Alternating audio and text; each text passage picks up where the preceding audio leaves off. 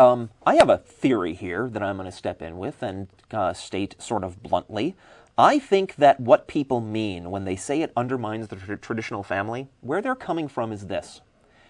They are saying they don't know how to live unless somebody writes it down for them and gives them specific instructions. And as soon as the instructions get a little more complicated, they're afraid they won't know what to do.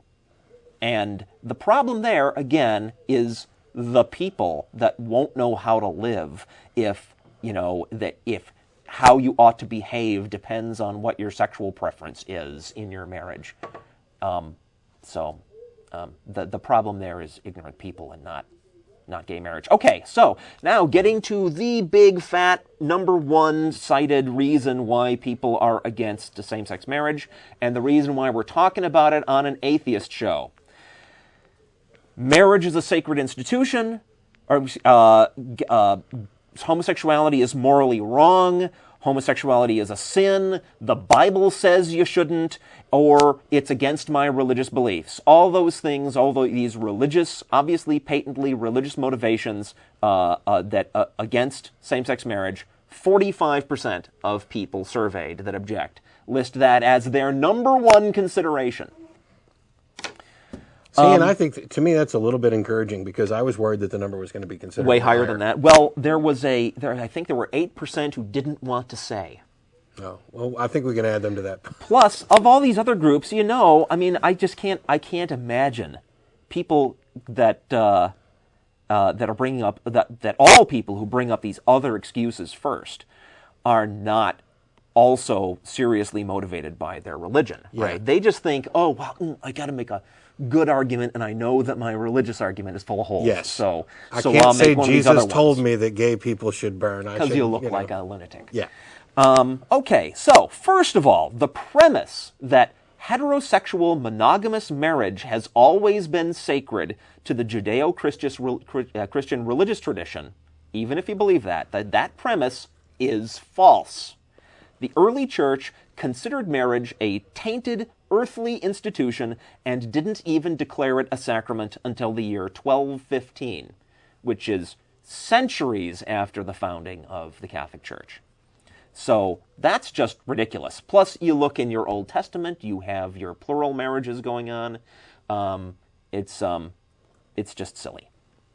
And it's clear, if you read a lot of the Bible, marriage is considered it's like a trade deal. I get the woman and you get the sheep.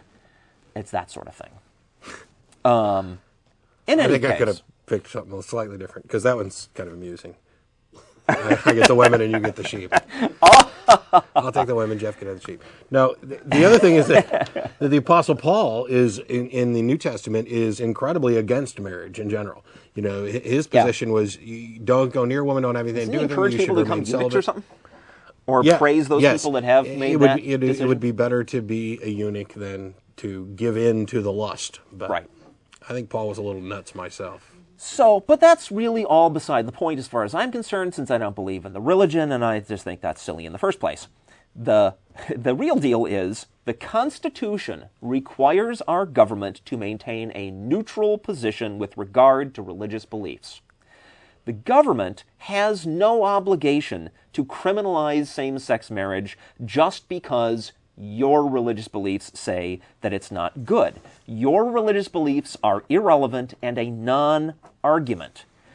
Now, the government, of course, could criminalize same-sex marriage if it had compelling secular reasons to do so, like all these other reasons that we talked about before we got to the religiously motivated one.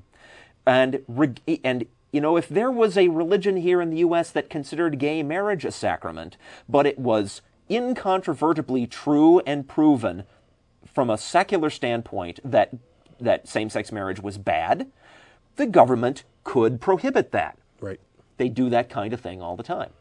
But examining these other motivations, and of course callers are free to call in and try to explain to us what the actual problem is with same-sex marriage.